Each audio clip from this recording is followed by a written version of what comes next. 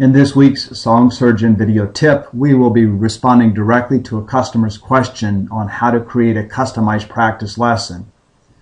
And though we are going to be using SongSurgeon version 4 for this tutorial, please keep in mind that this can be done in version 3, either the Mac or the Windows version. Hi, I'm Jim Todd with SongSurgeon, and this week we're going to look at creating a specific lesson. And the lesson that the customer wanted to create was to take a riff or a segment of a song and to play it back at 40% 3 times, and then have it jump to 50% and play it back at the 50% speed at 3 times, then 60, then 70, then 80, etc., until we reach the 100% level. So that's what our task is today, and we'll break this down in steps and go through this one step at a time. So step 1 in this process is to isolate the segment of music or the riff that we want to use, and I have done a little bit of work in advance by putting a marker up here and showing you where the end of this intro solo is that we're interested in. And the way I do that is simply listen, and once I reach the end of the segment, I pause it, and then I just go ahead and click up here and set a marker, and then I label the marker. So step 1 is complete. Step 2 then is to delete everything else. So probably have to do this in 2 different parts here. We get close to the area that we want to delete, but we can't probably get precisely there unless we zoom in, and I don't want to do that yet. So let's go ahead and start. There we go. We've selected a bunch of it. Let's delete it. Let's now zoom back out and drag this sort of toward the middle, and you can see this right here is the area that we had previously delineated. You can see the white line on the screen that appears when I hover my mouse over this marker. So we have a little bit of area that we yet need to trim. Let's go ahead and zoom in a little further. I'm going to zoom into 5 seconds here. You can see it here. So it's really almost exactly where this hashed line is. So I'm going to go ahead and select this area. Now instead of deleting it, I'm actually going to insert a little bit of silence here. So I've got some space at the end of this riff to work with. So when I set my markers, I don't have difficulty in setting them. So, it's going to be about 0.2 of a second here of extra space I'm going to insert at the end. So let's go up here and select Silence Highlighted Section. We do that. We've now inserted some silence there. And we now have completely isolated the riff, and we have deleted everything else. So let's zoom back out. So here's the segment we're talking about. So step 3 now is to copy this entire thing. Okay, which I've done. I've highlighted it. I'm going to use Control-C as a keyboard shortcut. I've selected it.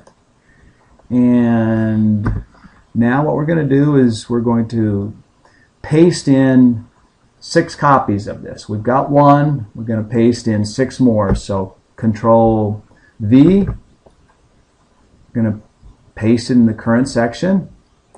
Okay, there's 1. Let's do this again. There's 2.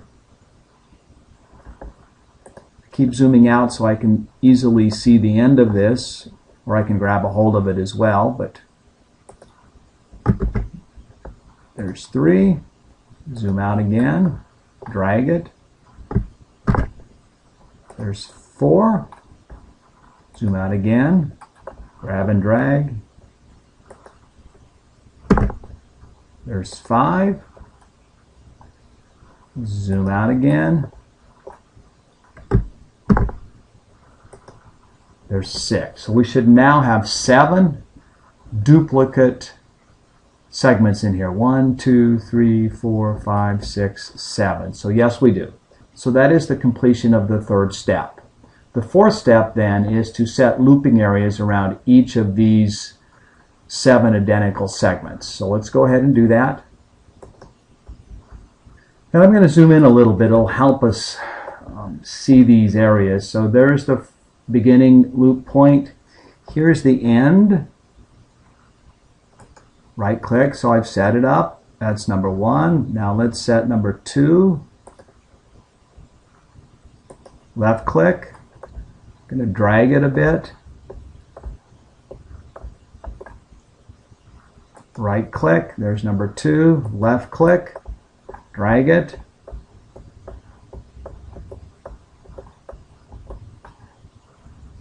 right click, there's another loop, left click,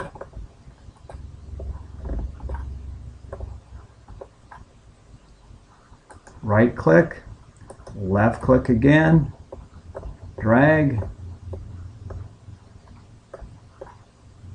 right click, left click, drag. It's a bit repetitive, but at least you can see how we do this, and it's not hard to do. Left click, right click, by the way. When I drag, I basically hold my middle mouse button and I drag it, and that's how I'm doing that when I say drag. Okay, once we have completed step 4, which is to put loops around the 7 identical segments, then we do step 5, which is simply to select each of these loops one at a time and edit the settings for the loop. So we select it by putting our white progress indicator within the loop, and then we go down here to the edit button, and in this particular case we want it to loop 3 times.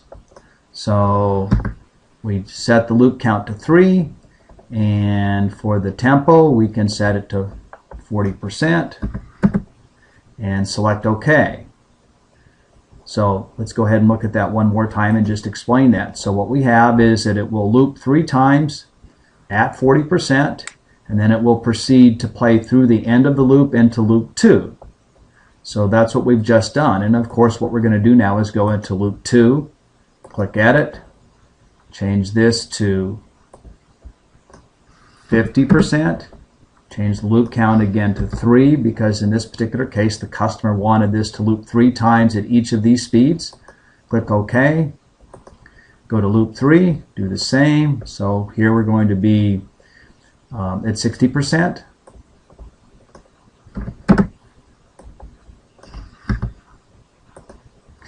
And finally at 100%, we should already be there, but we're going to set the loop count to 3 here.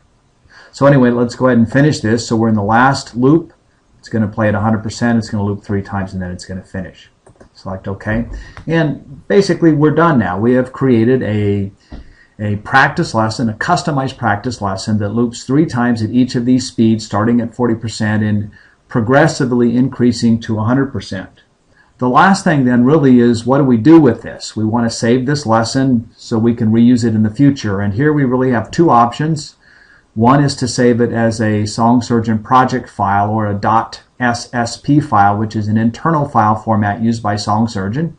And if we save it that way, then we can reopen it at any point in the future, and SongSurgeon will reapply these loop settings and these loop counts as well as the tempos. But if we do that, it's only something we can use internally. And then the second one would simply be to go here and export. And if we exported it, we could create a new audio file that would play back the first part of the area at 40, then 50, then 60, then 70, 80, 90, 100. It wouldn't loop, obviously, because it's an audio file in the standard audio format. The only way you can get this to do precisely what you see it do on the screen is to save it as an SSP file.